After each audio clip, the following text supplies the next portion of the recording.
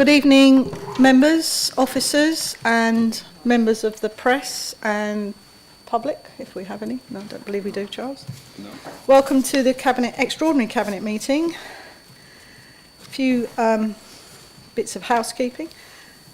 Fire alarm procedures. If the fire alarm is activated, vacate the offices via the stairs. Please do not use the lifts. Assemble in Hawley Square on the Green. Officers will assist you and advise when it is deemed safe to return to the chamber. Please switch off or turn to silent your mobile phones and do not make or receive calls whilst the meeting is in progress, as demonstrated here. Please note this meeting is being live streamed for members of the public. The meeting will also be recorded and will subsequently be broadcast on the internet. Does anyone intend to film the meeting? No, Charles.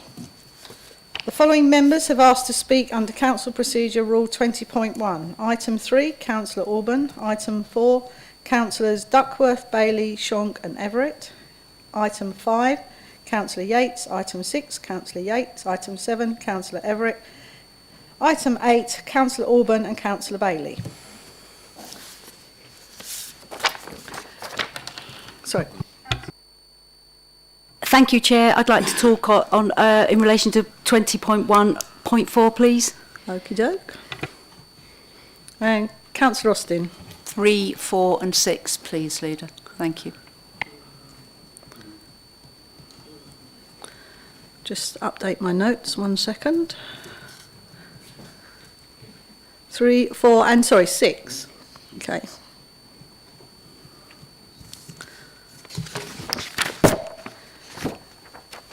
I don't have anybody under items 9 and 10, is that correct? Apologies for absence. I have received apologies from Councillor Cupp. Item 2, declarations of interest. Does anyone have any interest to declare in the items of business on the agenda this evening? No, Charles. Item 3, Future High Street Fund. To introduce, Councillor Pugh. Thank you, Chair. The aim of the Future High Street Fund was to renew and reshape high streets with the inclusion of other uses to drive increases in footfall. The Council was successful in a bid that included the development of a creative workspace in Ramsgate Town Centre.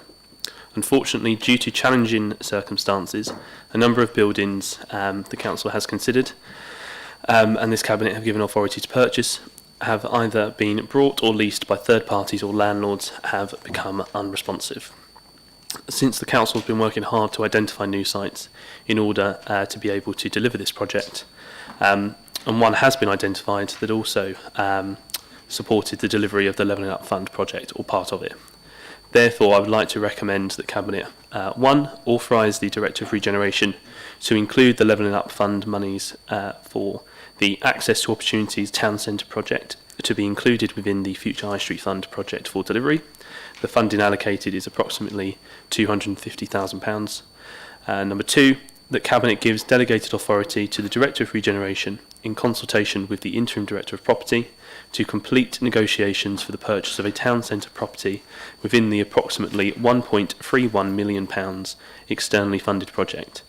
The funding allocated will need to deliver the purchase of the asset and refurbishment in order to meet the outputs of the Future High Street Fund and Levelling Up Fund project. Thank you.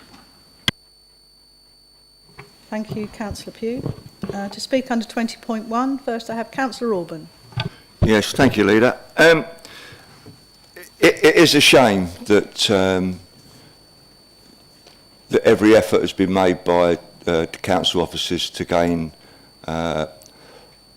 properties within the high street in Ramsgate, and it's a shame that they have fallen through.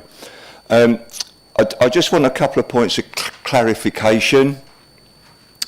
The first point is, obviously, it's known as the Future High Street Fund, but I think Councillor Pugh has just referred to what I'm going to ask, but is although this fund refers to the high street, does it actually cover the town centre?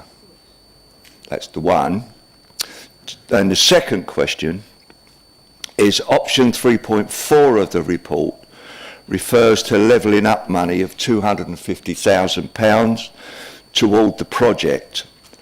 Can confirmation be given that this levelling up money, in inverted commas, does not come from the levelling up fund aimed at the port and the surrounding areas of the port? Thank you. Councillor Pugh, do you have a response for that? Or? I do. Thank you, Chair. Thank you, Councillor Alban, for your questions. I would defer to our Director of Regeneration in a second to answer your questions properly. I think I'd like to reiterate and agree with you. It's been incredibly frustrating, and myself and I know officers have been frustrated with the amount of times that properties have fallen through and the extensive search that has gone on to find suitable venue or property or whatever you want to call it to deliver this part of the Future High Street Fund. I think it's been really frustrating, really disappointing to still see quite large vacant retail units in the High Street that are going to continue to be vacant for quite some time. And I would like to really extend my thanks to the Regen team, because this hasn't exactly been an easy thing to try and deliver. It's been incredibly frustrating, and fingers crossed we're coming to the end of it and we can actually deliver on it. But I'll defer to our Director of Regen to answer your specific questions. Thank you. Yes, as you say, it's called the Future High Street Fund, but the criteria is about it being town centres and renewing and repurposing our town centres and drawing in footfalls. So the site that we're looking at is within the town centre. The second question in relation to the Levelling Up Fund monies. So there were three main projects within the Levelling Up programme. One was around the port, one was around the harbour, and one was about access to opportunities and investing in capital infrastructure to enable people within some of our most deprived wards in Ramsgate to be able to access the opportunities that were being created through Levelling Up. So this is specifically for the one around the town centre and is some of the funding that's allocated to that. And we will be delivering both the outputs for Levelling Up, access to opportunities and Future High Street Fund at the same site. Thank you, Leader. Thank you. Thank you. To speak under 20.1, Councillor Austin. Thank you, Leader. Yes, I share the frustration that I know the regeneration team has experienced, having worked as a member of Ramsgate Town team in the past, trying to get hold of properties just for pop-ups and the like, and the huge difficulty that we faced even with that. So that they have my great sympathy and admiration for sticking with this. And actually, I do think that out of all that frustration has come something extremely positive. I think the prospect of an employment and skills hub right in the town centre is a really exciting one, particularly in view of the extremely limited other sorts of adult skills and training provision that we have in Ramsgate as compared to the other towns in Thanet. So I do think that actually this is going to fill a considerable gap.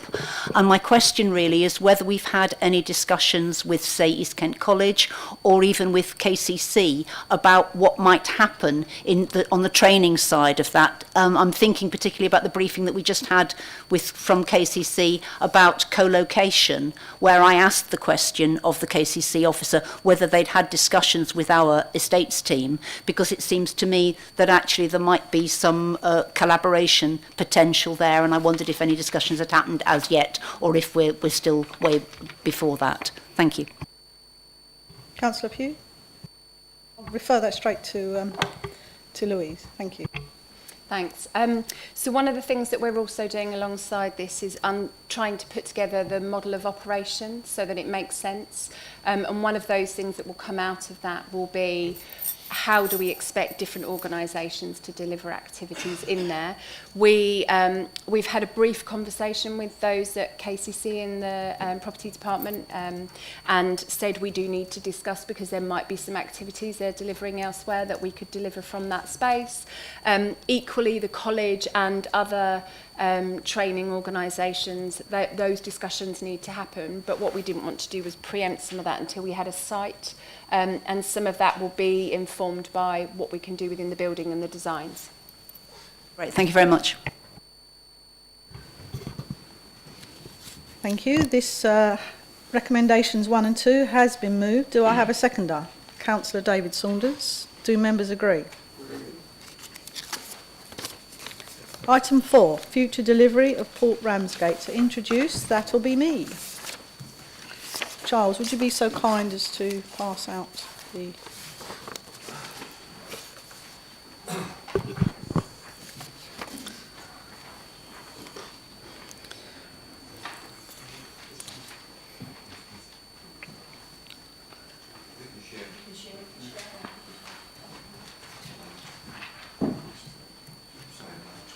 Just and Charles, if you could, because obviously Councillor Shonk is speaking, and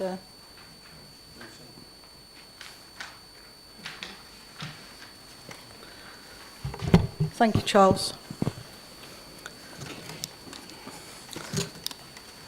The Port of Ramsgate was designed and constructed to serve roll-on, roll-off ferries, commonly known as Ro-Ro, and is ideally located to offer short sea crossings, don't say that when you've had a drink, between the UK and Europe. Since 1998, the Council has operated the Port of Ramsgate, which in the past has hosted a scheduled cross-channel service operating on a daily basis.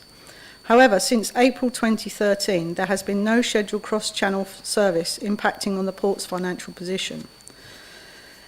There has been much debate and commentary over recent years about the fortunes of the port and its future uses. I'm delighted to be bringing this report to Cabinet, which aims to address the underutilisation of the port and recommends actions to attract new businesses. The need to diversify the income gained from the port is not a new concept and must be done to expand its income streams over the years. The aggregate business has been established at the port for almost 25 years, with the wind farm operations and maintenance bases being established from 2010. There have been successes with ad hoc businesses too, most notably trade car imports, which have a positive impact on port income in recent years. It is recognised that to be successful, the port must attract resilient businesses delivering stable income streams and employment.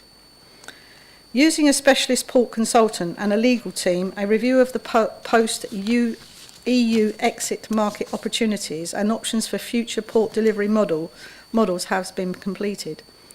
Through this work, 7 options have been identified for the future operation of the port.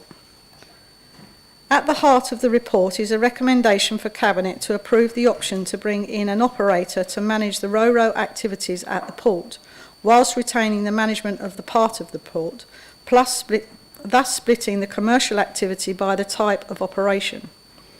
The Council would retain control of the non-Ro-Ro traffic, including aggregates, with Ro-Ro cargo and traffic managed by a third party. This will give the Council control over how the port is managed and run by each of the commercial entities operating from the port, but it would have less risk and responsibility. A plan has been put together, which is annexed in the report, which indicates the area required for Ro-Ro operation and an additional area that could be made available if required by a prospective port operator. This plan of the port builds up on the zoning work the Council completed and established last year, identifying development sites for the port. The plan annexed in the report provides a clear designation for the Ro-Ro opportunities, which does not impact negatively on the Levelling Up funding project to deliver a green campus on the northern part of the port. The report sets out recommendations for the route to procure the new Ro-Ro businesses via a multi-stage open process, commencing with expressions of interest from the market. It will also describe the current aggregate opportunity. Therefore, I would like to recommend to Cabinet to approve the future model for delivery of the commercial port as set out in option 5 in the section 10 of the Cabinet report. Recommendation 2, to give delegated authority to the Chief Executive Officer to develop the procurement framework and process to be followed to secure a port operator in accordance with section 11 of this report. Recommendation 3, I would like to move an amendment to the original published wording that reads as follows: that Cabinet gives delegated authority to the CEO to conduct an open and competitive tendering process in order to make a recommendation to Cabinet to secure a port operator based on the proposed scoring criteria, following which the CEO is authorised to negotiate and award a concession contract and enter into an accompanying lease in accordance with section 11 of this report. I would also like to move an amendment to the previously published item 4 as follows. That Cabinet gives delegated authority to the CEO to conduct negotiations with the aggregate operator, which will be subject to the best value exercise to ensure that the agreed proposals add value to the Port of Ramsgate, the Council and its communities. Negotiations will also cover any requirements in terms of formal approvals required being achievable for the expansion. The agreed proposals will be recommended by the CEO to Cabinet for approval. Following this, the CEO is authorised to enter into a subsequent contractual agreement with an accompanying new or revised existing lease with the aggregate operator. I call upon Councillor Duckworth to speak under 20.1. Councillor Duckworth. Thank you, Leader. I support the multi-purpose port hybrid option included in the report. In the port narrative document, reference is made to the co-location of a university and business providing a platform for innovation and the wider objectives of the Thames Estuary Growth Board in relation to hydrogen and low-carbon freight. Given that there's a big difference between blue hydrogen and green hydrogen when it comes to achieving low-carbon freight, because blue hydrogen is made from fossil fuel and is therefore not very low carbon, can I ask if we are talking about green hydrogen or blue hydrogen here? Thank you, Councillor Duckworth. Louise, can you respond to that? Thank you. As I'm not an engineer, I don't have technical answers to that, but one of the things that we are looking at and talking to organisations like the Thames Estuary Growth Board and some of the universities is creating that test bed to understand what opportunities there are for the decarbonisation around the maritime sector.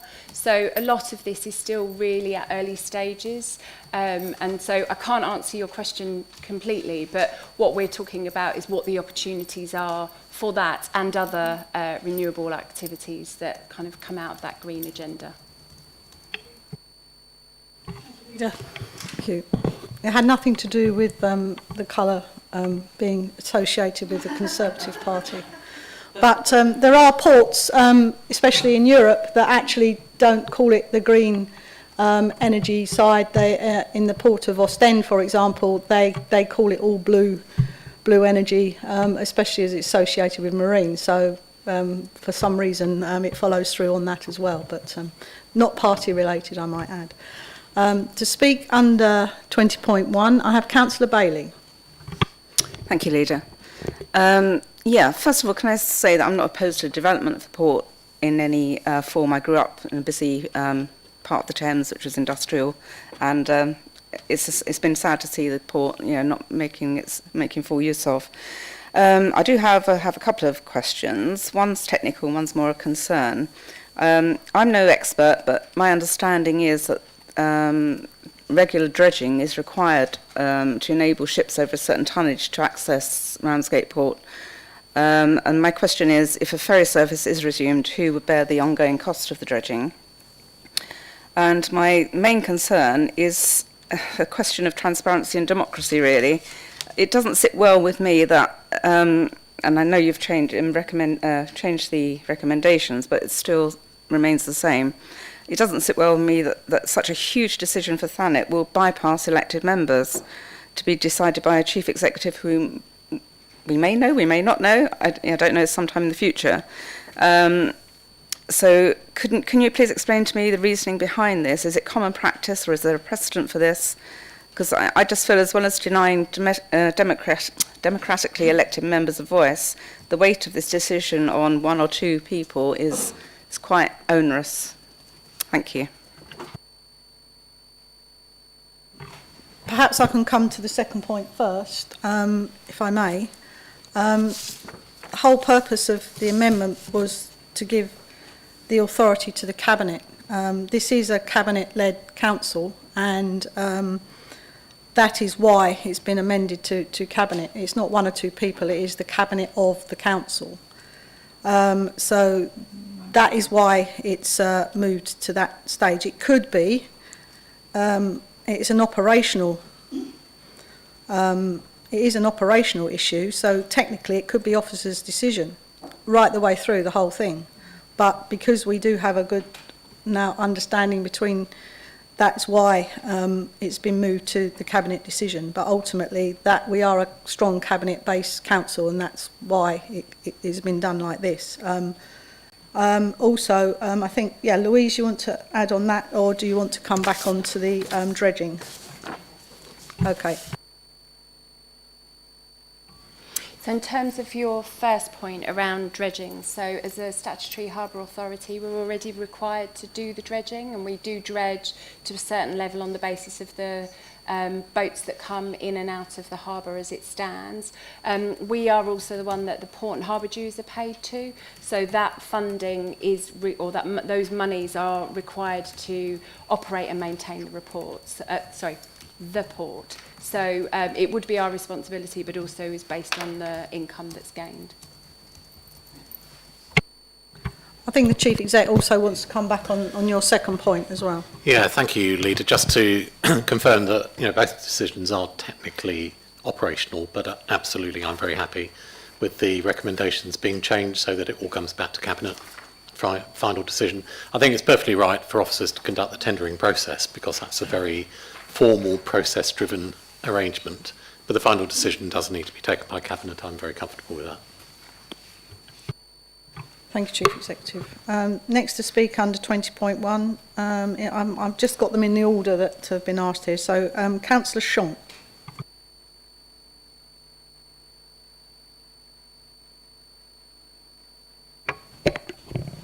I'll make it brief.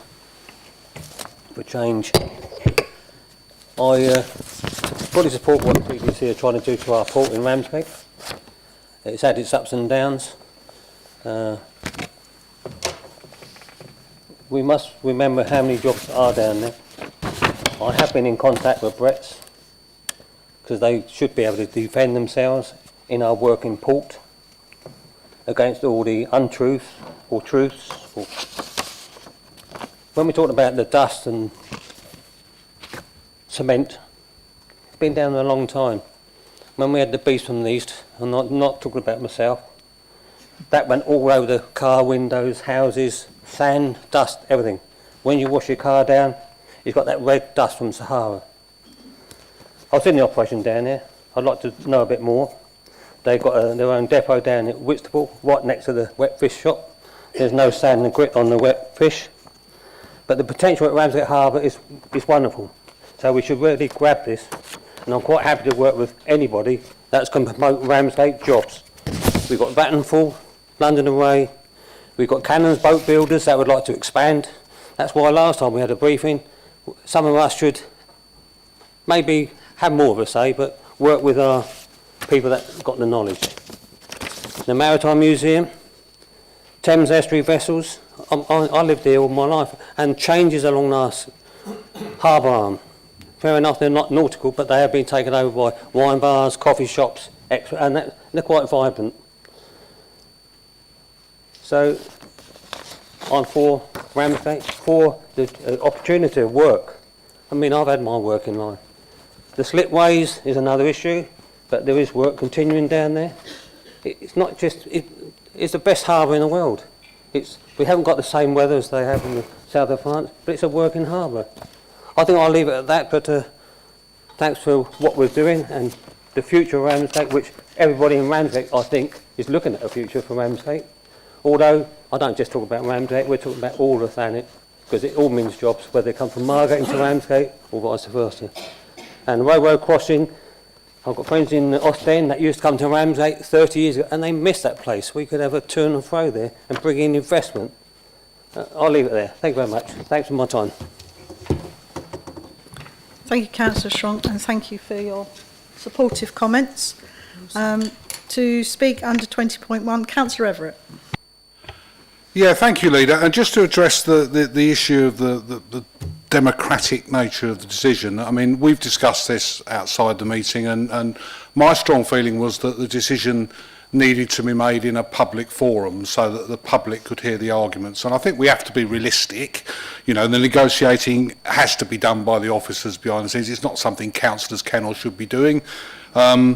But it certainly should be done in public, and people should be able to see and understand the basis of the decision, and members of the council can speak under 20.1 and they can make the points they need to make, as indeed they will tonight.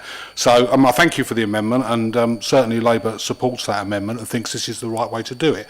Not least because this is just a continuation on a journey that we set out on in the levelling up bid in 2021, which, as we all know, was begun under the Labour administration.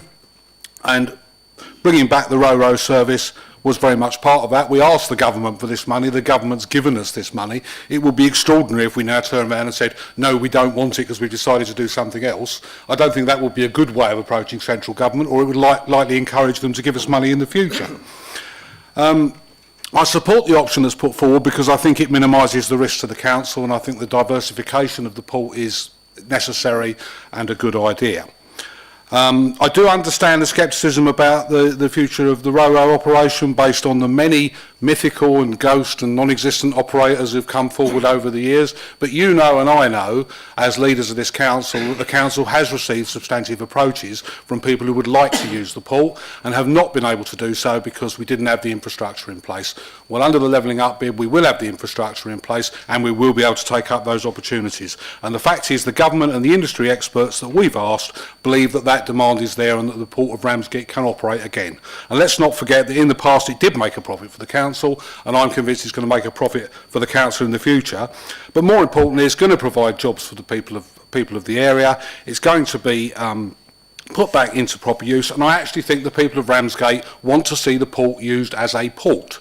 There may be scepticism about whether the demand is there, but most people in Ramsgate are quite happy with the idea that the port is a port, and they don't want to see it go down some flight of fancy which won't materialise into anything, and this opportunity to be wasted.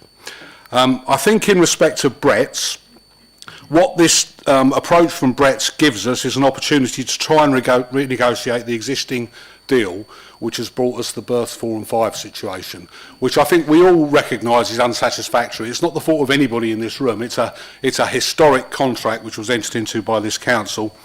And we can't really endlessly go over the circumstances of that or what we think about it. We've taken legal advice. We can't get out of it. We've done what we had to do. So this is an opportunity to say to Brett, you want something from us, well, we want something from you, because we don't want to be in a position in 20 or 30 years' time of this council having to provide another berth for Brett's. So I think that that's something that will come out of the negotiation. But most of all, it's not a foregone conclusion that they get these extra 2 acres. It really does depend on whether it's the best use of the land from the council's point of view. If it can be used better for the Ro-Ro berth or for anything else, then obviously that's what we've got to look at, not just give it to Brett's because Brett's have asked for it. That's what this recommendation does. That's what this report does. And Labour is very happy to support it. Thank you. Thank you, Councillor Everett. Well, it's taken us nearly 4 years to get together and agree exactly on an item, so we got there in the end. But yeah, I mean, it is absolutely vitally important, and I think we can't just think about it as Thanet even. This is a strategically important port for the whole country, and going forward, I think we have a duty to make this work. The government have shown faith in it. They're not going to just give you that sort of money, £9 million to actually, I think it's nearly 10 million if you add it all up, but just for that specific, for the port itself, and they're not going to invest in that. And it would be churlish of us to say, well, we thought about it, but you know, you can have your money back and we're not going to bother. I mean, this is a port, and I, for one, will love to see the ferries coming in and out. But my main, when I took over as leader, then this was always my #1 project, to turn this port around.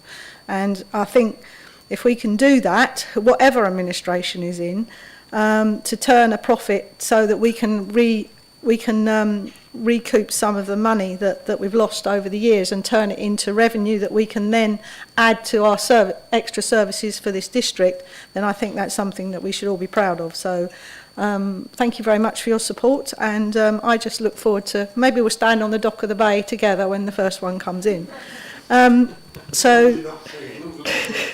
Well, we've danced on burst 4-5, so we might as well dance on the dock of the bay. But anyway, next to speak under 20.1, Councillor Wing.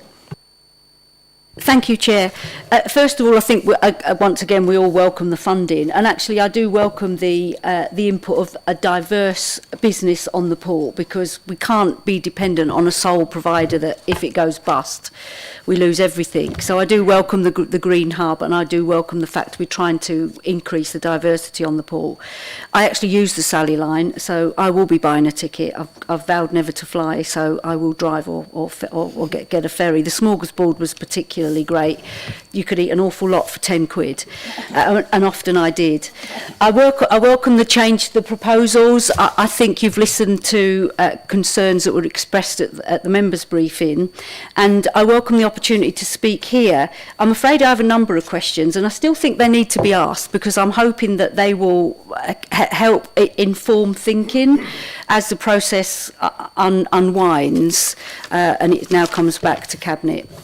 I don't feel I've got enough information, and many of my residents don't feel they've got enough information as to understand why we've delegated these powers.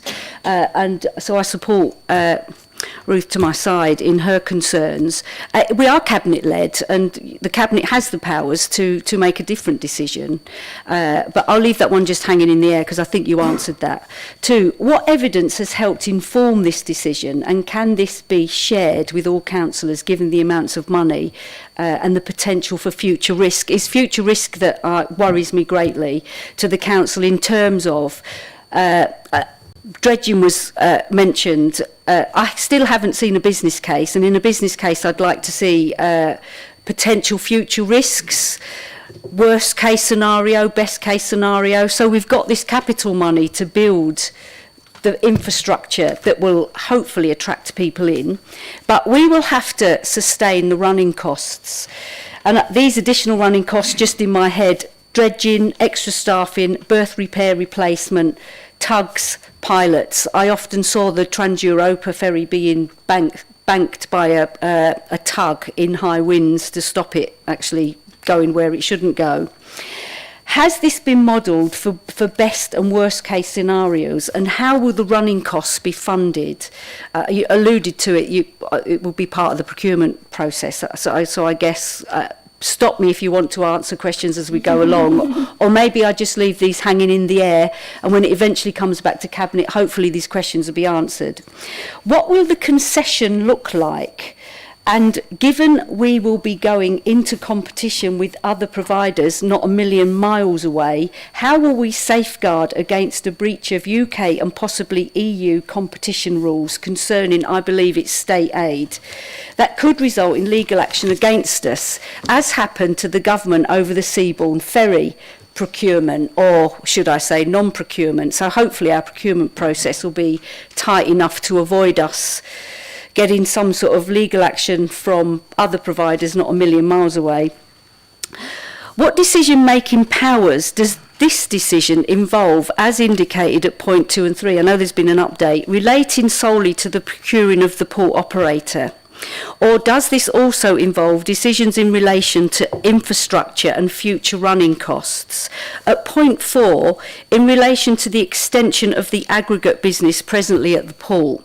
That one worries me, because we all know that the present provider withdrew an aggregate washing plant. I believe it was in maybe 2014 or 15, may have been 16. So is it just an extension of importing of aggregates, or are they looking to actually create the gravel washer that they wanted to put, that necessitated a full planning application through KCC? Given the historic issues concerning the present lease, something Councillor Everett alluded to, a lease not offered to other a lease that would be welcomed by most other leaseholders in terms of its longevity, rent paid and responsibility for repairs and replacements of the asset. How can councillors and residents be certain that a competitive lease, new or revised, will reflect the true market value? Now, my next question is, if powers are delegated to the CEO, how can councillors and residents be certain that all appropriate planning, marine licences and EIAs are applied, given the port and harbour is located next to a highly protected marine environment and residents as close as 325 metres, to ensure we do not repeat historical failings from 2009-10 when the batching plant arrived? We're all frustrated with Southern Water, and what really worries me is we could become the polluter. So we do need to ensure that, I'm hoping that the procurement on whatever is developed on the site will be following all the necessary legislation to ensure we're as squeaky clean as we can possibly be. Again, what is the present aggregate operator proposing? Is it more aggregates or is it a gravel washer? The one-off costs we suffered, as indicated in the report, particularly Trans-Europa and unpaid berthing fees, how will we safeguard against a repeat of this, given it's very tight? I would imagine running a ferry business is a very tight financial concern. I don't need these answering now, because you've introduced another phase of possible scrutiny by us, and the decision comes back to us. So I'm quite happy for those questions to just hang in the air and be thought about during the procurement, if that's okay. Thank you, Councillor Wing. Obviously, you have quite an extensive list there. I don't know if Louise can deal with some, and Colin can deal with some, obviously also, if you'd wish and prefer, then to provide your list, and then we can come back with full. But I would also suggest that maybe, obviously, the opportunity as well to ask questions if it comes to scrutiny. So, if it doesn't get called into scrutiny, then obviously we can answer them outside of this meeting, or we can answer some now. It's up to you. It's a hybrid option for you. So. Would you like to? Given, I now think we've got the safeguarded bit of it coming back to Cabinet. That makes me feel a lot happier. So there's that initial level of scrutiny that is available to all councillors. So I really do welcome that, and thank you for listening to the concerns expressed by people across party. It wasn't just the Greens banging on. So I'm quite happy to provide you with a typed up list of my questions. They don't have to be answered now. Maybe they'll be considered as the process unfolds. I think that would probably be pertinent, and then you can come back. Unfortunately, Mike Humber can't be with us this evening. He has a family emergency. So I think it would be better if you could do that, because some of these questions are quite technical, and he's definitely our technical brain. No disrespect to the Chief Executive and to Louise. That's an outrage, Leader. And I certainly, I would like to disillusion you that it wasn't actually the members. It was actually Councillor Bob Bayford that requested this amendment to the wording. So I think you have him to thank for that, not so. Only taken 32 years. Yeah, I do listen to him sometimes. Now, I think it was right. It's obviously back in the day, and I'll be quite honest here. Back in the day, then obviously the alarm bells would have gone up. But I have a lot of faith in our Chief Executive and all of our statutory officers and all of our officers. So it sort of felt very comfortable with me. And this is very, very technical. There has been a lot of reporting. There is actually a 70-page study behind this, which can be made readily available. It makes very heavy reading, but I can assure members and the public and anybody that wants to listen is that, like I said to Councillor Garner the other night, someone's going to be right and someone's going to be wrong. And we will know quite shortly, hopefully, once the offer goes out there and the bids come rolling in, then hopefully, the main object of the exercise is that all of our assets that we have, they either have to work for us or they have to go. We can't carry any more, and that goes for every single asset within our estates in this council. We have to become more self-sufficient, and over the years, as the years go by, it will be more and more necessary for us to do that. And I'm convinced that this will turn the port round and it will bring some income, and I look forward to spending the extra revenue for whichever seat I sit in when the first cheque gets written through. So I think, I don't know if you wish to just summarise a little bit, but I think we have obviously the procedure for Councillor Wing to submit it in writing, but if you want to just do a bit of a quick overview, Louise, ladies first. Thanks. Yeah, I just wanted to say that, I mean, there's been quite a significant amount of advice that we've sought from specialists, including Infrata, and their report is attached to the main report, and also some really specific legal advice around the procurement and concession process, and we've tested the different kinds of processes that we might go out to the marketplace, and this staged process seems the best in terms of being able to get the best thing for Ramsgate. We are developing a section of FAQs on the website, so your questions will help some of that. We can answer those, and there'll be more information online. So that'll be over the next couple of weeks that we're starting to pull that together, so that we can help answer some of the questions that are coming out of this. I mean, I think it's quite a full report in terms of the information that's been put in there to try and help deal with some of those questions, because obviously a lot of information has been supplied to the council from the specialists and experts that we've been working with. And I think the point around the Brett's proposal for the in terms of the aggregates is we've still got to go through a process, and I think we talked about that at members briefing, and Collins alluded to that in terms of that process of engaging with them. So there are still some unknowns around that, and that's where we need to make sure we do our due diligence, and that's what we will be doing as part of this process. So, but your questions will help us develop those FAQs. Thank you. I'd just like to add thank you, but I'd just like to add I don't think it's who's right or who's wrong. I think it's just about us as a council making sure we get the best we can for the money we've got, and also we don't actually end up with some liabilities. So whoever's right and whoever's wrong is totally irrelevant. I think all we want is the best for our community and for the assets we've got. Okay, I think Chief Executive. Yeah, and just to agree, I think this is an amazing opportunity, and it's one we should grab. As I think Councillor Everett said, the money is available for the first time to actually make the port work. And it would be criminal if we weren't to take that opportunity.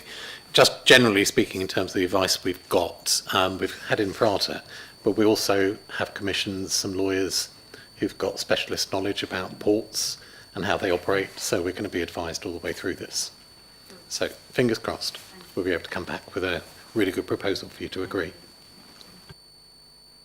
So, last to speak under 20.1, Councillor Austin. Thank you, Leader. I'm not going to talk about the specifics of the port and that aspect. Councillor Wing and I have divided this up. I'm looking at the process of decision making and how we've got to where we are. And first thing I want to say is I welcome the opportunity to turn the port round in whatever shape or form. And the second thing I wanted to say is I very much welcome the fact this is coming back to Cabinet, because I was really worried about it not doing, not because I have any disrespect for the Chief Executive and the senior team, but because I think democratically that is the right thing to do. And on the issue of democratically being the right thing to do, I wanted to pick up on Councillor Everett's comments at the members' briefing. 9 weeks today, I expect many of us will be standing outside polling stations, and I'm hoping it'll be a great deal warmer than it is this evening. It feels to me that this process has gone very, very slowly, and all of a sudden is being rushed through immediately before a local election, and I think the optics of that are worrying for residents. I don't know whether there's anything that can be done about it, but I think the optics are worrying. I am delighted to see in the Infrata report a SWOT analysis. We've been asking for a SWOT analysis for some considerable time, along with business plans, and it's great actually to see that looked at. But the options that Infrata look at don't actually include the full range of options that we've considered over the years. And I understand that that's because we've applied for funding for a particular set of proposals, but it feels a bit like the tail's wagging the dog. We've applied for funding for something, therefore we've excluded a whole series of other options. And actually Infrata themselves say, whilst the report provides some guidance as to the best options to pursue based on known options, it's important that all possible options need to be exhausted before providing a final decision. And I'm interested in whether Cabinet feels that we have actually explored all the options that we need to and that we're not going backwards about this. I'm also concerned about whether we have followed the principles of decision making in terms of openness and transparency. Councillor Schonk mentioned that, and I think that is a concern that residents have. Have we got all the information? Are we putting all the information out there? I was pleased to hear Louise talk about the FAQs on the website and the questions that come up informing those, because many residents are very concerned about making sure that we're not taking on liabilities, that we don't end up in the situation that we've ended up in previously with Trans Europa, etc. So, and on that issue, the Brett's matter obviously is a concern for residents. In particular, the fact that we said when we put a larger berth in that we had no expectation that Brett's would expand, and now Brett's are interested in expanding. Funny that. So I think we need as much information as we can for residents and for members. I would have liked to have seen this come to full council, but I accept, as Leader has pointed out, that we have a Cabinet-led system, and I'm very pleased to hear that it's coming back to Cabinet. And I would like to see as much information as possible at every stage hereafter. Obviously, there are commercial confidentiality considerations as the process continues, but as much information for members and as much information for members of the public, residents and businesses as possible hereafter on this matter. Thank you. Thank you. I think I can cover the election bit.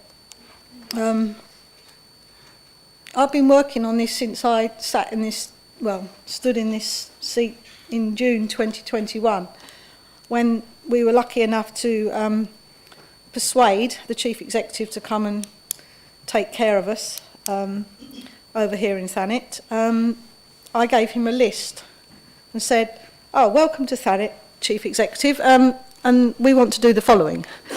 And number one on my list was Port Ramsgate. Now, that was nearly 2 years ago. So there has been a lot of work that has gone into this. And it's not something... I won't win an election on whether or not the ferries come in and out. I'm doing this because I believe it is the best thing for Thanet, and where I'm in agreement, obviously, with Councillor Everett, is the way for us to turn round the fortunes of the port, to secure the jobs that are already there, but also bring some extra jobs into the area, which obviously has extra add-on benefits. And really, that's what it's all about. This isn't about elections, this isn't about politics, this is about what is doing the right thing, what I believe and the Cabinet believe is the right thing for this district. And like I said earlier, it's not just for the district, it's a national thing as well. So, you know, we have a duty really to utilise national infrastructure sites that are of national importance to try and make this work. And, you know, there has been so much work gone into this, but it only appears to be rushed now because we've come to the end of the process where we are. And, you know, the whole point is that the paper recommends option 5. You know, the extensive work that's gone through, and option 5 is, understandably, the least exposure to this council which will generate income. I mean, a lot of the questions, and you've got to understand, I mean, it is complex, and I've got the advantage, obviously, of being with officers right the way through the process. I mean, I've learned things that I'd never dreamt that I would learn, but the whole point is that as a council, it's virtually impossible for a council to run a port because of the expertise that is required. You know, the port operator be the one that has to have the expertise. And quite frankly, why are they going to come in? It's a bit like renting a shop. If you don't think you're going to sell anything, then you don't rent the shop. So, you know, in basic analogy, but that is the truth. These people are the experts. It is a very detailed and technical area, and it's a moving feast. You know, 10 years ago, it wouldn't have been viable, but now the whole market's changed. Everything's just in time. Everything, you know, is in and out. There's a lot of freight, and the EU has changed things, and you know the whole market is completely different now. So this is a golden opportunity. This is our window. If we miss this window, then we might as well just say goodbye to it. And obviously, the money from the government is the deal breaker. If we hadn't got that, then we wouldn't have been able to do this. I'd have loved to have done it, but we wouldn't have been in a position to do it. So if that reassures you, but it certainly is not an election thing at all. It is purely because this cabinet believes it is the right thing to do, and that is why we're going forward with it. Slot analysis, have we explored? I mean, probably I would say that slot analysis has been explored to its death, but I don't know if Louise or the Chief has got something on that. The principles of openness, again, I think that's the Chief Exec's area. And Brett's, the berth was, I'm not sure there was, sorry, I forget your phrasing there, was that we said that they wouldn't expand. There were no plans to expand. This, yeah, I mean, but the point is that this is just a holding area for aggregate. It's not them expanding the operation per se, but this has come about because the quarries have run dry, and a lot of the aggregate now has got to be sea dredged. So in a way, it is helping, if you like, the carbon footprint of carting aggregates around on land, because this is going to come straight from sea to shore. So if we're looking at the big national carbon footprint principle, then actually this is a plus, because you know, I don't know how much the ships bring in, but it's a lot of lorry loads. I sound like Cilla Black then, didn't I? But that is the case. So, you know, we have to look at the big picture. You know, we can't be precious about the port. The port belongs to the whole nation, and we must do the best to make it work for everybody, not just for us financially, but for also for the logistics of the country. So, Chief Exec, I don't know if you got to if you'd like to add about the principles of openness. Well, I think we've been as open as we can possibly be. I mean, if you read the whole report and the annexes and the background papers, you're doing incredibly well. And I think that's why we're putting the FAQs on the website. And of course, late last year, we put a narrative on the website about what we're trying to achieve. You can always do more, but I think, you know, if you read the report, you should get all of the information you need to actually realise why we're taking the decisions we are. I was just going to make a point on the timing. Now, I understand where you're coming from, and I think you talked about the optics as opposed... I was suggesting it was electioneering in the way I was suggesting that perhaps it's too close to an election. Understood. From my point of view, the practical problem is that if we don't take a decision in March, we have to wait till June. It's very unusual, but the local election gets in the way, and we have LUF funding that we have to spend by a particular date. And it would obviously be logical to spend the LUF funding on the infrastructure as we work our way through the procurement process and we know what it is we're looking to deliver with a new port operator. So if we don't get on with it, then we're going to be dangerously close to choosing an operator and spending money on infrastructure which the new operator doesn't need, which wouldn't be sensible. So that's where we're coming from. In terms of Brett's, took us by surprise as well. This has been quite a recent issue that's emerged. It would probably normally have gone to a different cabinet with a different report. We just took it to this cabinet because it's an issue and we wanted permission to begin negotiations. So it's not directly related to the separate issue of the port operator, but we covered it in one report.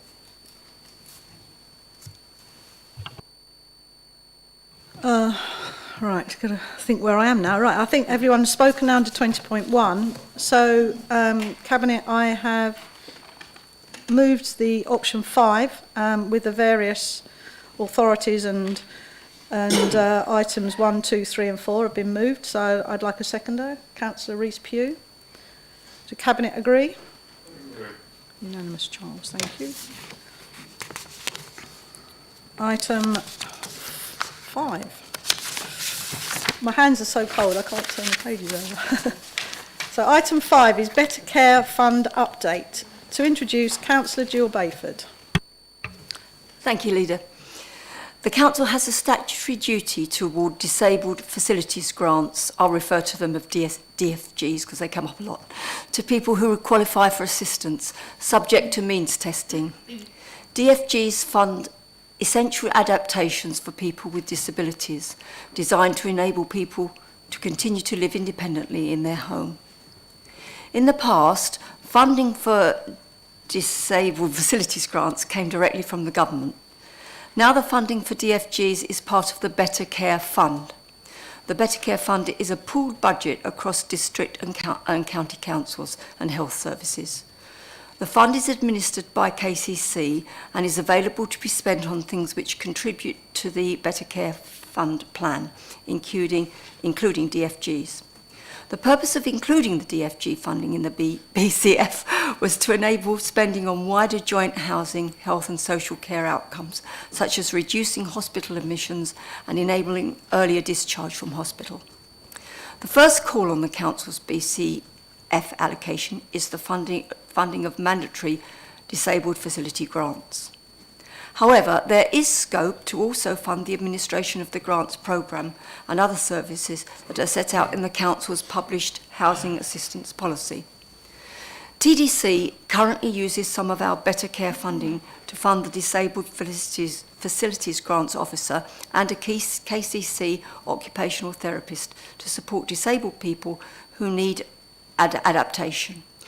We also fund a handyman scheme, hospital discharge scheme and a specialised hoarding officer, all aimed at improving outcomes for vulnerable and disabled residents. We also fund 2 officers within our home energy team whose role is to provide advice about energy efficiency and available funding and to support people in fuel poverty to access the help they need. There remains some capacity within the Better Care Fund to allocate further resources to these services, as set out in the report. It is recommended that additional resources are needed for energy efficiency work due to the scale of the need for this work as a result of both the declared climate emergency and the current economic climate. I recommend that the Cabinet note the report regarding the current use of Better Care Fund and approve the additional resource within the Housing Strategy and Projects team for home energy. Thank you, Councillor Bayford. To speak under 20.1, Councillor Yates. Thank you. Thank you, Leader. And thanks to the officers for producing the report in front of us today. And thank you to Cabinet for agreeing to the recommendations from the officers. It's shocking to once again read that we have 20% fuel poverty in Thanet, and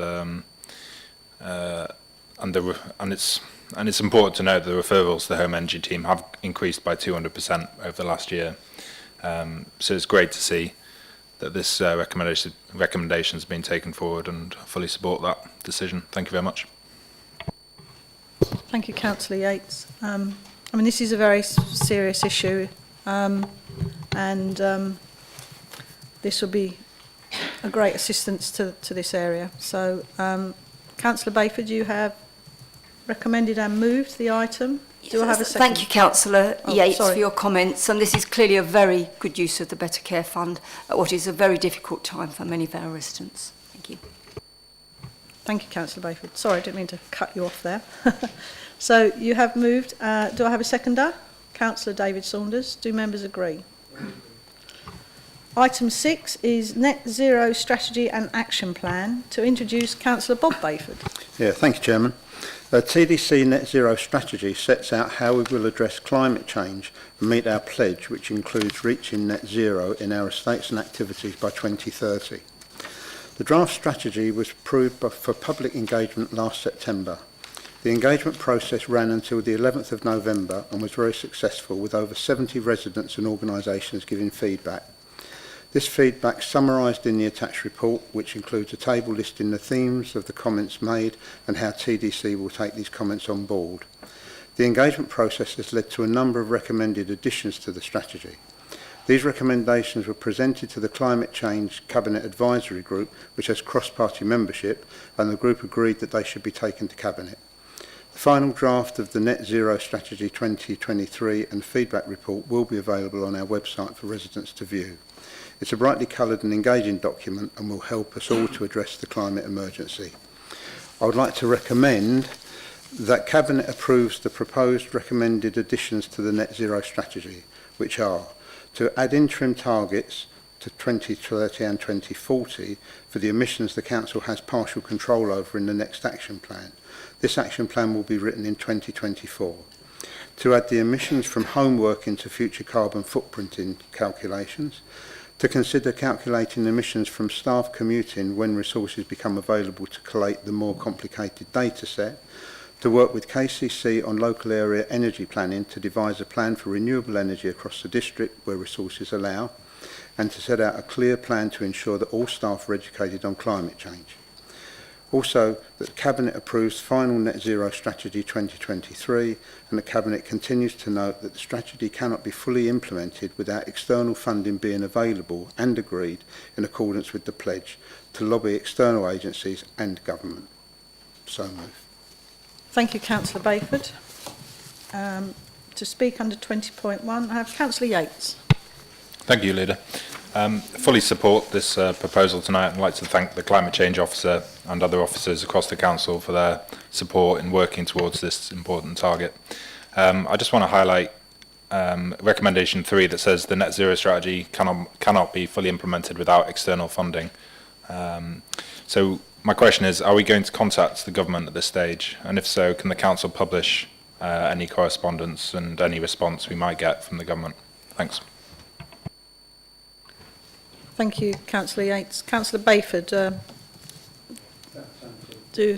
or Councillor Scott, Dr. Scott. Thank you. At the moment, we haven't got any letters or communication with the government with regards to the funding. We did last year send a letter explaining that there are a number of barriers, and we sent this through KCC as well. So all the councils got together to send this letter to the government. So they do know that there are a number of barriers, but there's not a specific letter that we're sending currently. Thank you. I'm sure if you wanted to put one together, Councillor Bayford and Dr. Scott, then I can add it to my weekly dispatches to Westminster. I have a regular bag that goes up with the letters in. So. Well, there could be a bit, yeah. Councillor Bayford, do you wish to come back? Yeah, and then I would just like to come back to Councillor Yates. I mean, we've recognised right from the beginning that we need other money. You know, we haven't got the money to do what needs to be done. And I can just assure him that, you know, certainly this administration will do all it can, and I'm sure future administrations will.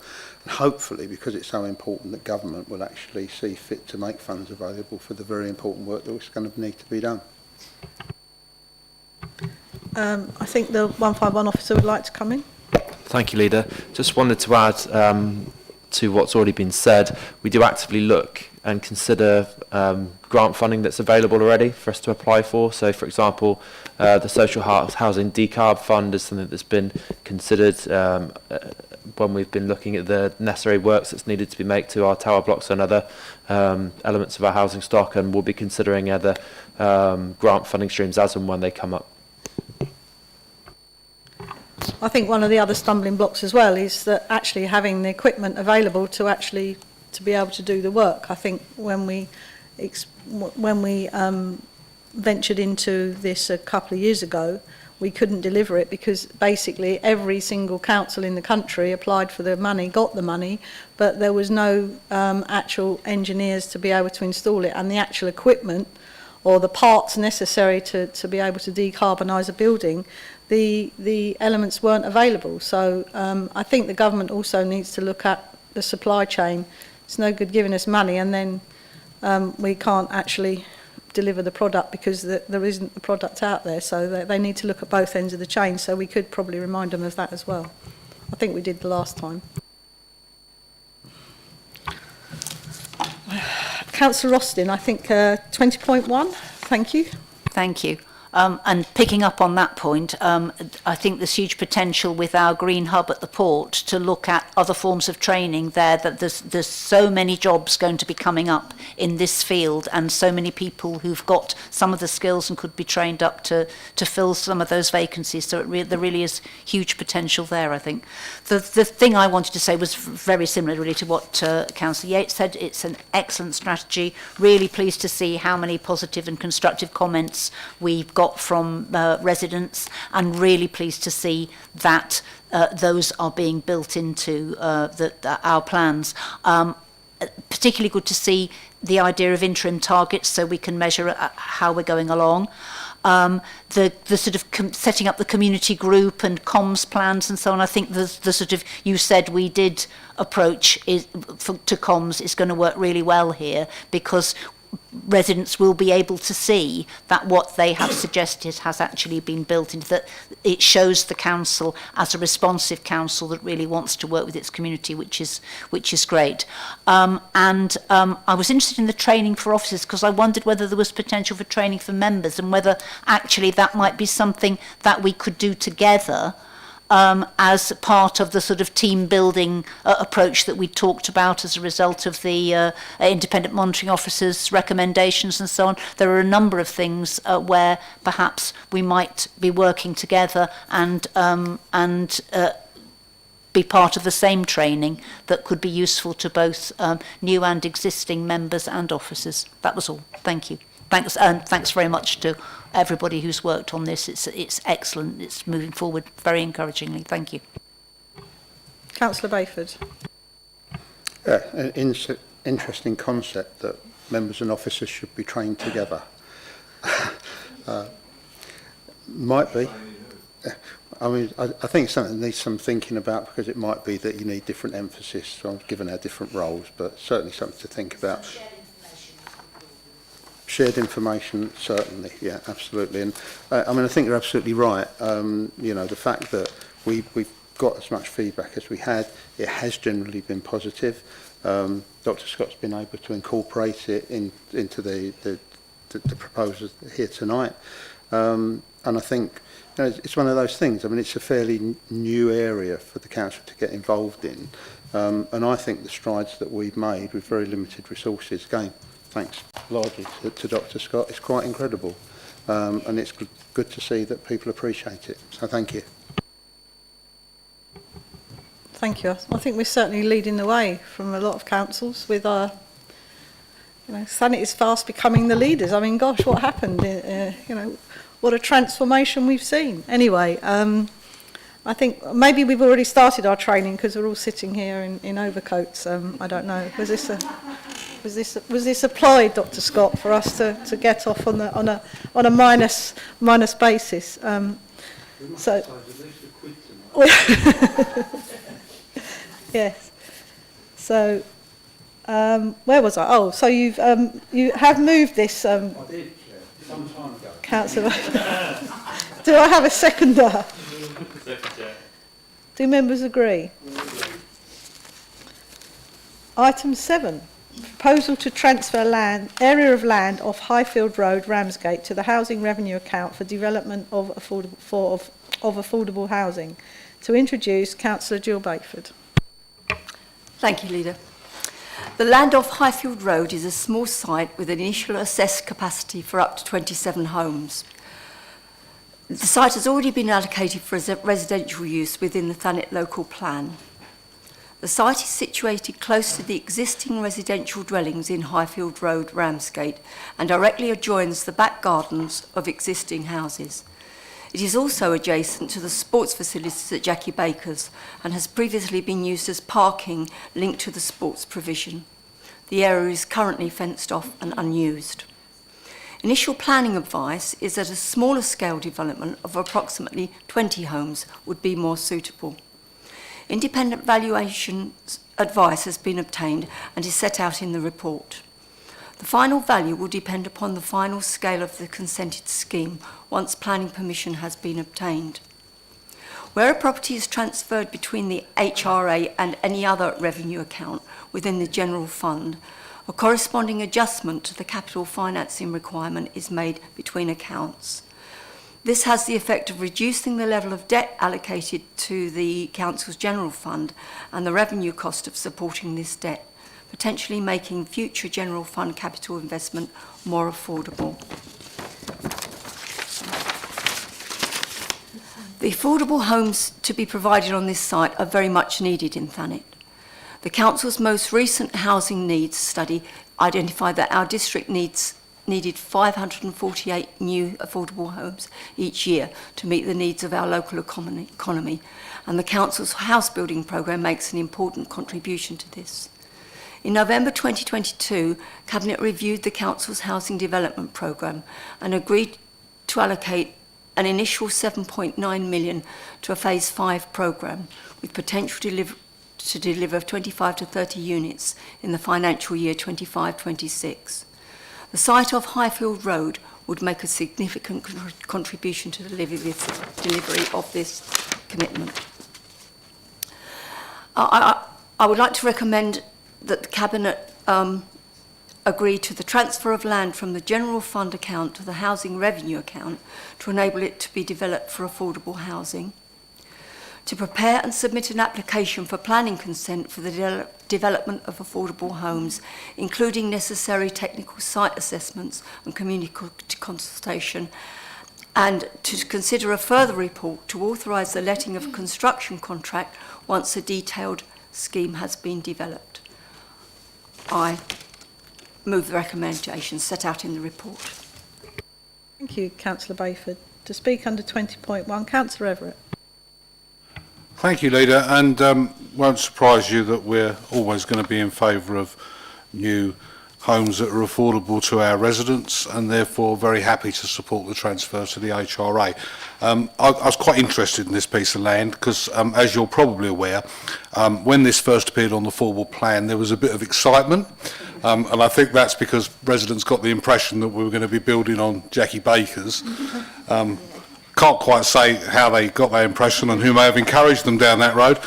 I mean, the site's has quite an interesting history. It's included in an options report going back to 2015, when it was supposedly going to be brought forward in 2015-16. So I'm afraid that the wheels of local government have moved rather slowly in this case. I do note that all the ward councillors voted for it to become housing land when the local plan came forward in draft form in 2018 and when the local plan was approved in 2020. So obviously they all like the idea of houses there because they voted for it. I do think we just need to make clear, although we understand this, that Jackie Baker's is not housing land, and I'm sure that there's nobody on this council who thinks that houses should be built on Jackie Baker's or has any plans to bring forward such mad ideas. I am a little bit, I've struggled with the minimum revenue provision and the capital financing requirement. I do understand the principle of what's behind them, but I do find the report a little bit confusing, and not only because it's not sequentially numbered. It goes from 2.9 back to 2.5 and starts again, so that makes it a bit more confusing.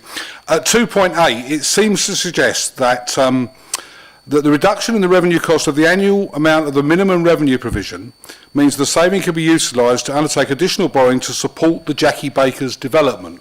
That would seem to imply to support this project under the HRA. And then in the recommendations at 3.2, it says the additional borrowing capabilities of the general fund of between 489 and 611k could be utilised for future improvements at Jackie Baker's, which I read to mean to the sports ground. So can we be clear which we're saying, because I'm afraid it's clear as mud to me, but generally speaking I support this. Thank you. Yeah, I'm not really sure what happened to the numbering here, but Maybe well, I'll hand back to Councillor Bayford, and she might refer it to. Thank you, Councillor Everett, for your support. This is another illustration of this administration's commitment to providing affordable housing, which is much needed by many of our residents. I'd like to defer to either to Bob or yes, to Bob or right. Okay. Right, Yeah. Thank you very much. But just to clarify, what we're saying is that I mean I do understand the confusion about the capital financing arrangements, and I'm sure Mr. Blundell can explain it a bit better than I can. But in principle, we already own this site, so we're not buying it. The HRA is not buying it from the general fund. The council already owns it. But of course, the capital financing requirement deals with the amount of borrowing that's allocated either to the general fund or the HRA. So what will happen when we transfer the land is that those allocations of borrowing will be adjusted to reflect the value of the land being moved across from one account to the other. The report's also saying that as a consequence of that, the revenue costs within the general fund will reduce because it's supporting less capital, less borrowing. And that additional revenue capacity could be used to support further borrowing in the future if the council was minded to do so, and that further borrowing could be used to invest in the sports facilities at Jackie Baker's. Hopefully that clears out. I'd just like to invite Mr. Porter to apply for a job in finance anytime soon.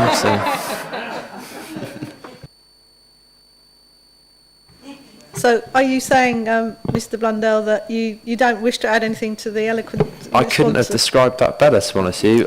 In short, capital financing is horribly technical, local government borrowing is horribly technical, but as Mr. Porter explained, effectively this gives us some more room to borrow in the general fund, and that could be used, amongst other things, for investments in sports facilities at Jackie Baker's if we chose to do so. I'll indulge her. I understand that side of it. I don't understand why what the report says when it says that it could support the Jackie Baker's development. Are we saying there's a financial benefit to both the general fund and to the housing revenue account, or just to the general fund? Just to the general fund. Okay. So in actual fact, it's a little bit of a stretch, isn't it? We're basically saying we could borrow some money, we could spend it at Jackie Baker's. We're not making any commitments, though. There goes local authority accounting. You know, it's. I think wriggle room. Yeah, we like wriggle room, especially when we get to budget time again. But I think maybe I could suggest slight amendment on 3.2 to say future improvements at the sports facilities within Jackie Baker's. Would that be, because Jackie Baker's is, just so that I don't get another 100 residents writing to me about to go on top of the 200 that I got in one day through the mischief. I mean, I must admit the forward, because we know what it was about. That's why maybe it wasn't specific enough regarding the forward plan, but I think there was a little bit of mischief making maybe. But obviously we wouldn't be doing a very good job if we only built 22 houses on the entirety of Jackie Baker's. I mean, they would be pretty huge affordable housing. I mean, they would have, affordable on a couple of million basis each, but they would have had big gardens. But if I may, for your report, is that okay? Recommend that slight amendment on the minutes, Charles. So I believe it was only you to speak under that, Councillor Everett. So it has been moved. Can I have a seconder? Councillor David Saunders. Do members agree?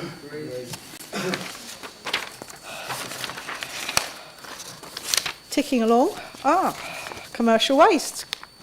Item 8. Councillor Bob Bayford. Bayfords are busy tonight, aren't they? Thank you, Leader. In 2018, TDC made the decision to introduce a commercial waste service to the businesses of Thanet. The intention was to provide local businesses with a fairly priced yet flexible service, whilst supporting the wider provision of services within our recycling and waste functions. Unfortunately, during the period between 2018 and now, the country has faced multiple challenges that have impacted on the provision of this local service, and these include, although not exclusively, Brexit and the national HGV shortage. This has had a significant impact on our ability to attract and retain drivers for local positions, both permanent and temporary. The COVID pandemic, this directly impacted on local businesses' ability to trade their way through the pandemic, resulting in them closing for a period or in some cases ceasing trading altogether. This has had a direct impact on the number of unpaid invoices and the size of our customer base. National cost of living crisis. This too has had a direct impact on businesses' ability to continue trading, again adding to the amount of default debt and reducing our customer base. All of these things have made it difficult for us to maintain our original objectives, and as a result, we've been trading at a loss. It's therefore considered prudent to withdraw this service and focus on our statutory responsibilities, allowing businesses time to find an alternative provider that can meet their needs. So I therefore recommend option 1 of this report, which is to cease offering the service from the 31st of May 2023, which will provide 2 months' notice to customers as per the terms and conditions, discontinue the commercial waste service and charge customers at the 2022-23 rate until such time as the service is withdrawn. The last point there is the fact that in the fees and charges that went through at the budget time, there were going to be increases to the charges, but it's thought prudent just to leave them as they are. It's much more convenient administratively, and probably would only add insult to injury when we're taking the service away from people. Thank you. So moved, Chair. Thank you, Councillor Bayford. To speak under 20.1, Councillor Bailey. Thank you. Yeah, I mean, I fully appreciate the arguments for stopping the service. It's a shame, really, but it's obviously a loss maker and it impacts on other services. I just wondered if we know the available capacity of private commercial waste companies, if there's enough capacity to take on this. I don't know what percentage we have in the district. And is 2 months' notice a sufficient amount of time for these 300 plus businesses to find a new provider? Obviously, the worry, if there isn't, is about the rise in fly tipping, which is acknowledged in 3.2 of the report. So, and it says in a comment that there will be a need to focus on fly tipping from the street scene enforcement. Again, my concern is the department is already overstretched, so will there be any additional manpower, at least for the initial changeover period? Thank you. Thank you, Councillor Bailey. Councillor Bayford. Yeah, thanks, Leader. Yeah, Councillor Bailey, the fact is that it's absolutely the right decision to stop this service. I've got every confidence that there's plenty of capacity. There's lots of waste operatives, commercial waste operatives that operate in Thanet, and indeed I think we've actually had some interest from these people to see whether they might take over our business, which of course we can't do that. It would be improper to do that, but I mean I certainly think that there'll be no shortage. The issue possibly might be that the fact that those operators will be almost certainly charging more than we were charging.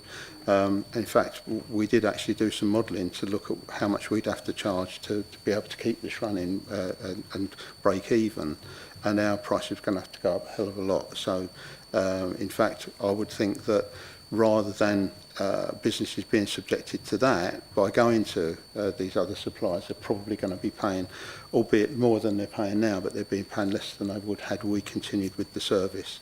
I don't know whether Matt would like to add anything. That's a fair summary of exactly where we are. Okay. I can't remember what the other point was, but ultimately the capacity. Yeah, so with regards to that, we've already started working with the enforcement team now, so preempting the outcome of that, and we've already formed better working relationships so that we can be more reactive moving forward. So there are already plans in place to mitigate the impact of that. So we're changing the way we're dealing with fly tips generally anyway, so all of that stuff is kind of in hand. We've been, as Councillor Bayford has said, we've been approached by a number of companies, big companies, but also small people that are potentially wanting to start up in that field. So I no doubt that there's enough capacity to pick that waste up.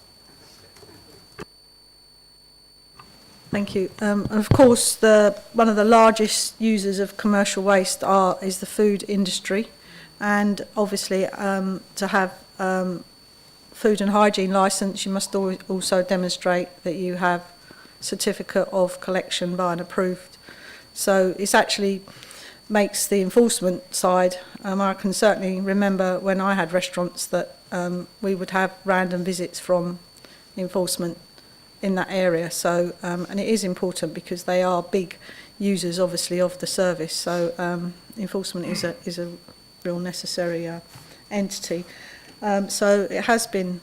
Councillor Alban, sorry, Councillor Alban, I nearly forgot you then. How could I possibly? Chair? Yeah, you've been very quiet this evening. That's I've sat here very quietly, Chair. Yeah, well, that's where your mistake has been. You see. I know. I usually know I must you're shout there. louder than I normally do. Yeah. Yeah. Anyway, thank you, Leader, for that. Some of the issues that I had have already been answered, so I don't want to go over those again. I think it is a shame. I think it was something innovative for the council to actually take on and do. Now, I can't answer whether or not it's been managed properly, whether the finance projections were right, etc., etc. I can't answer that. But I think it's something maybe we should have looked at earlier. However, I would like just to ask a question, really, as to whether any consideration could be given for commercial waste collections provided to community centres, charities, etc., that probably the council undertake at the moment, as whether that could be feasible for that to continue. So I would just like to ask that one question. Thank you. Councillor Bayford. Yeah, thank you, Councillor Alban. I mean, you say perhaps it should have been looked at earlier. In fact, it's certainly been under very close review over the last few months. And, you know, it is a difficult decision to take. We know it's a popular service with the businesses and, yeah, it's good for the council. You know, it looks good for the council. So it's always going to be a difficult decision to decide to cease the service. But when he looked at the figures, there just was no option. So we had to do that. I mean, I'll defer to Matt in a minute, but I mean, I can't see a sort of partial commercial service to charities and so on being feasible, but I'll ask Matt.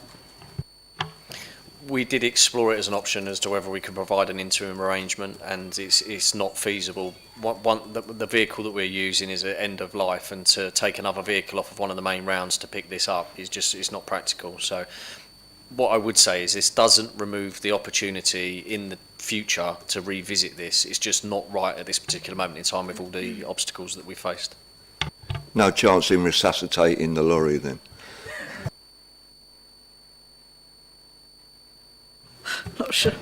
I'm not sure I can. I think it's been resuscitated many times, Councillor Alban, I think.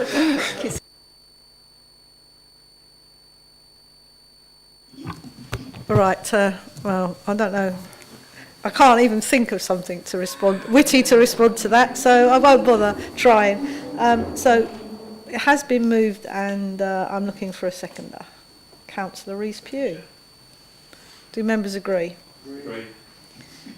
Item 9, HRA tower block refurbishment and refit programme. Retro refit, gosh, blimey, this is a retro refit programme. Sorry, Councillor Jill Bayford to introduce.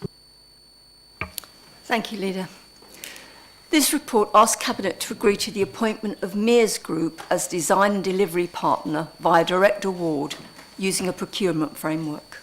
This contract will provide full delivery of a £17 million refurbishment and retrofit programme to 5 of the Council's tower blocks. These works will improve fire safety with the replacement of the external wall insulation and fire doors in the blocks, improve structural safety by carrying out any concrete repairs required, improve energy efficiency with a number of proposed retrofit measures, including replacing windows and heating, and improve the condition of the blocks through cyclical works that include decoration to internal repairs, to internal areas, repair, decorate or replace flooring, and the refurbishment of balconies. This procurement strategy is the preferred route to market to safeguard eligibility to the funding opportunities that are open to the tenant and leaseholder services, as speed of delivery is key. We have secured funding of 1.7 million from the Government's Building Safety Fund for the pre-tender works and expect to be awarded the full cost to replace the external wall insulation, which is in the region of £10 million, and have submitted a bid for 4.2 million from the Social Housing Decarbonation Fund. This funding could cover 70% of the value of the project, thus providing a great financial benefit to the council, to tenants and to leaseholders who would need to contribute to works through their service charges. We expect to hear the outcome of the bid to the Social Housing Decarbonation Fund during March, and if we are successful, we'll be able to return a corresponding amount from the approved capital programme to the HRA Major Repairs Reserve for investment in future projects to improve the council's housing stock. I recommend that Council approve the appointments of Mears Group plc as design and delivery partner via direct award using the Prosper framework, and also to approve the appointment of the in-house delivery team as detailed in Annex 1. I move the recommendations of the report.